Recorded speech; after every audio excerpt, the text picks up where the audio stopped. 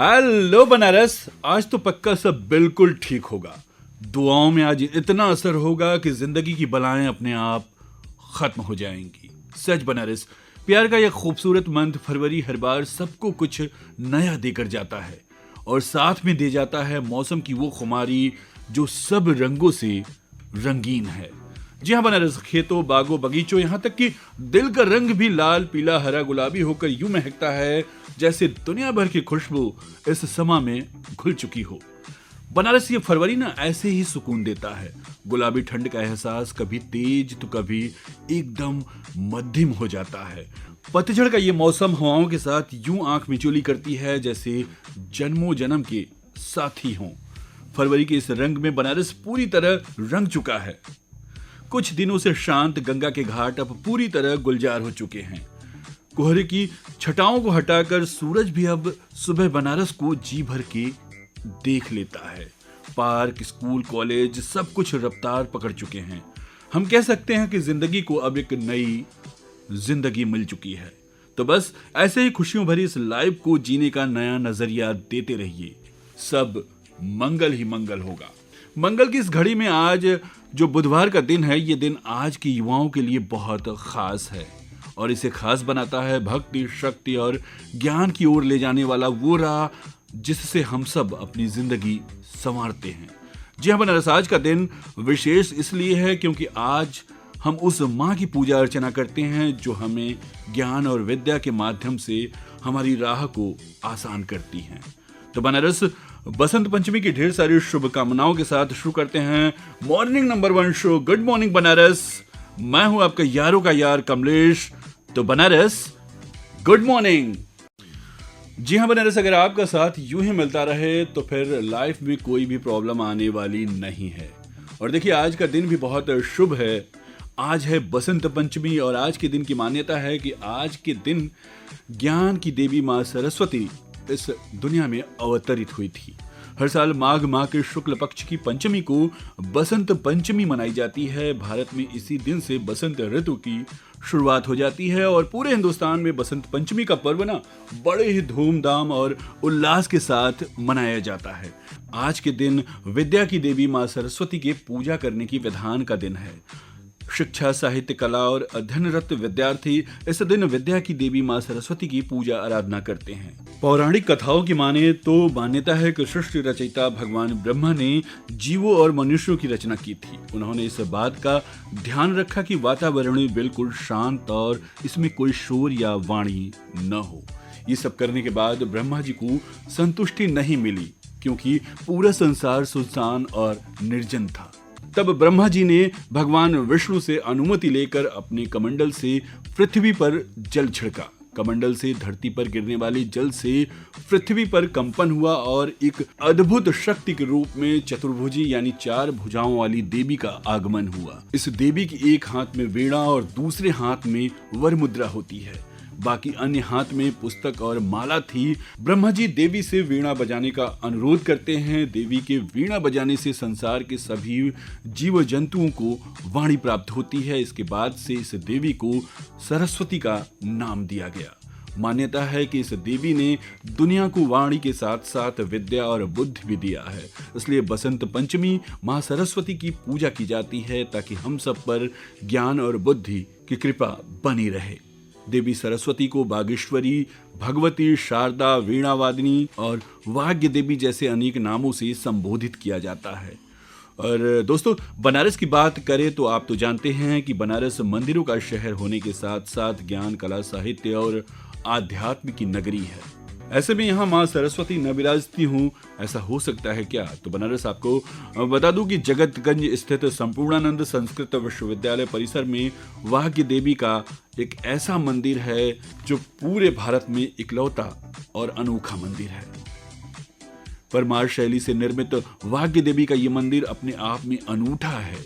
मंदिर के गर्भगृह में काले पत्थर की माँ वाग्य देवी की मूर्ति प्रतिष्ठापित है।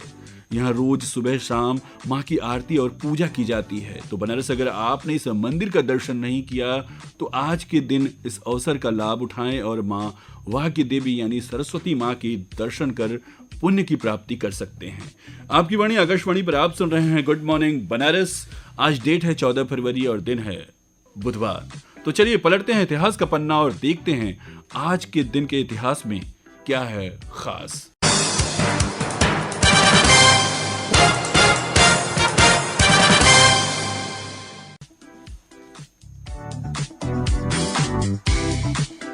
बनारस आज ही के दिन सन 1881 में भारत के पहले होम्योपैथिक मेडिकल कॉलेज की स्थापना कोलकाता में की गई थी। और बनारस आज ही के दिन सन 1912 में इंग्लैंड में पहली बार डीजल इंजन वाली पनडुब्बी का जलावतरण किया गया था। और बनारस आपको बता दें कि आज ही के दिन 1993 में कपिल देव ने 400 विकेट और 5000 रनों का रिकॉर्ड बनाया था। और आज ही के दिन सन 2004 में जर्मन निर्देशक की हेड ऑन फिल्म को गोल्डन बियर पुरस्कार दिया गया था। आज ही के दिन सन 2008 में नैया मसूद को उनकी कहानी संग्रह तउस चमन की मैना के लिए वर्ष 2007 का सरस्वती सम्मान प्रदान किया गया था। साथ ही सिद्धार्थ सिन्हा की लघु भोजपुरी फिल्म उधेड़बुन को प्रतिष्ठित बर्लिन महोत्सव सिल्वर बेयर पुरस्कार से आज ही के दिन नवाजा गया था।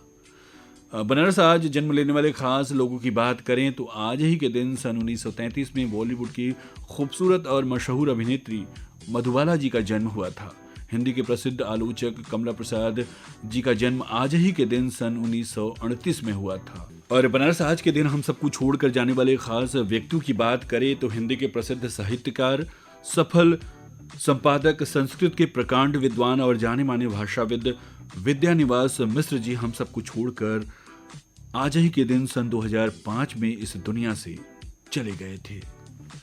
तो बनारस ये रही आज के इतिहास की कुछ खास बात। बनारस बातों का ये सिलसिला जारी रहेगा और हम करेंगे देश, दुनिया और शहर बनारस की कुछ खास बात।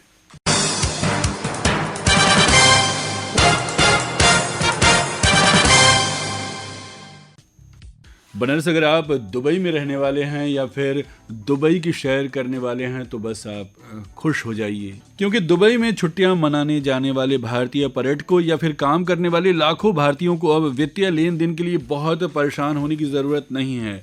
अगर उनके पास भारत के किसी वित्तीय संस्थान की तरफ से जारी किया गया रुपए डेबिट या क्रेडिट कार्ड है या फिर यूपीआई आधारित मोबाइल भुगतान ऐप है तो फिर इससे बेधड़क वो दुबई में भुगतान कर सकेंगे। जी हाँ, बनारस मंगलवार को अबू धाबी में माननीय प्रधानमंत्री श्री नरेंद्र मोदी और यूएई के राष्ट्रपति शेख मोहम्मद के समक्ष कुल 8 समझौते पर हस्ताक्षर किए गए, जिनमें 2 समझौते यूएई में भारतीय रुपए कार्ड और यूपीआई को स्वीकार करने को लेकर है। इसके बदले यूएई के डिजिटल भुगतान प्लेटफॉर्म यानी जैवान को भारत में भी स्वीकार किया जाएगा। इसके साथ ही दोनों देशों के बीच द्विपक्षीय निवेश समझौते भी हुए, जिसके बाद भारत में ढांचागत क्षेत्र में यूपीआई पेंशन फंड से होने वाले अरबों रुपए के निवेश का रास्ता साफ होने की बात कही जा रही है।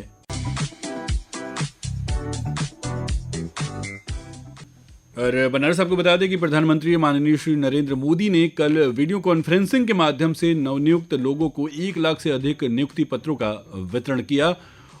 आपने नई दिल्ली में एकीकृत परिसर कर्मयोगी भवन के पहले चरण की आधारशिला भी रखी। यह परिसर मिशन कर्मयोगी के विभिन्न स्तंभों के बीच सहयोग और समन्वय को बढ़ावा देगा।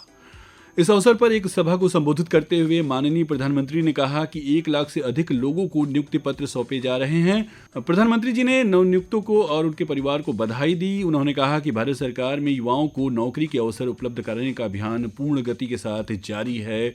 उन्होंने कहा कि सरकार युवाओं को राष्ट्र के विकास में सहभागी बनाने का निरंतर रूप से प्रयास कर रही है और उन्हें रोजगार के अवसर प्रदान कर रही है। नई दिल्ली में एकीकृत परिसर कर्मयोगी भवन के पहले चरण की आधारशिला रखने का भी आपने उल्लेख किया। कहा कि यह क्षमता निर्माण की दिशा में भारत सरकार की पहल को और मजबूत बनाएगा।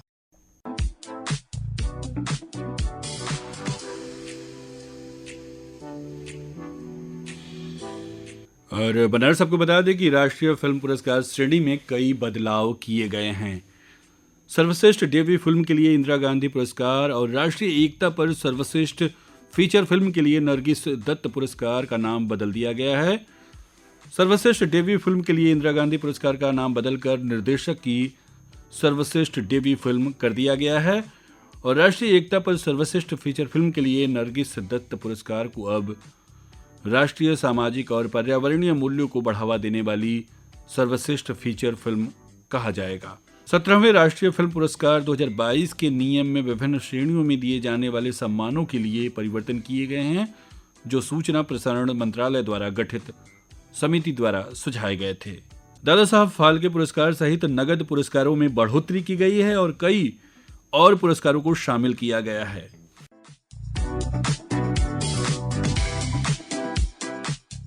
और बनारस मिर्जापुर के हाईवे के किनारे 2000 एकड़ में औद्योगिक पार्क विकसित किया जाएगा। मिर्जापुर जिला प्रशासन और रामनगर औद्योगिक एसोसिएशन के बीच इस पर सहमति बनी है।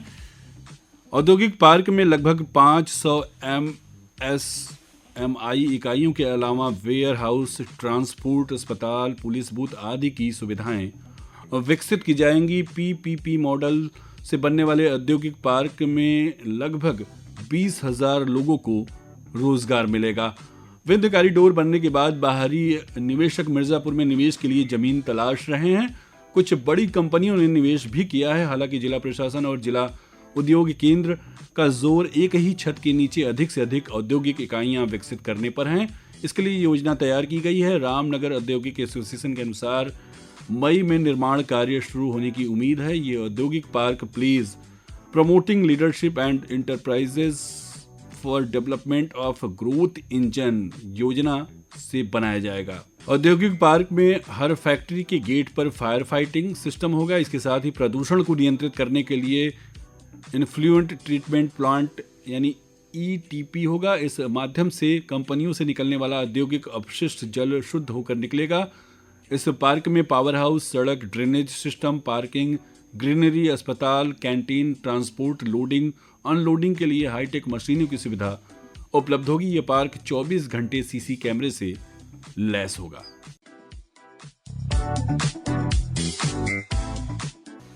और बनारस काशी में सैलानियों की भीड़ बढ़ती जा रही है। काशी दर्शन पर आने वाले सैलानी गंगा में नौकायान करते हैं। ऐसे में नौका संचालन को लेकर नई गाइडलाइन तैयार की जा रही है। नावों में पंजीकरण की व्यवस्था होगी। वहीं समय समय पर तकनीकी टीम फिटनेस की जांच करेगी। नौका संचालन के लिए गंगा में 2 रूट निर्धारित किए जाएंगे। उसके अनुसार ही नौका संचालन किया जाएगा। ये व्यवस्था अप्रैल से लागू होगी।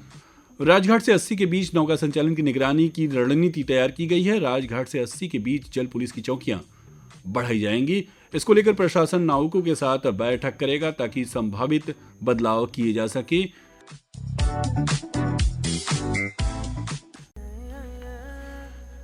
तो दोस्तों, देश, दुनिया और शहर बनारस में आज बस इतना ही।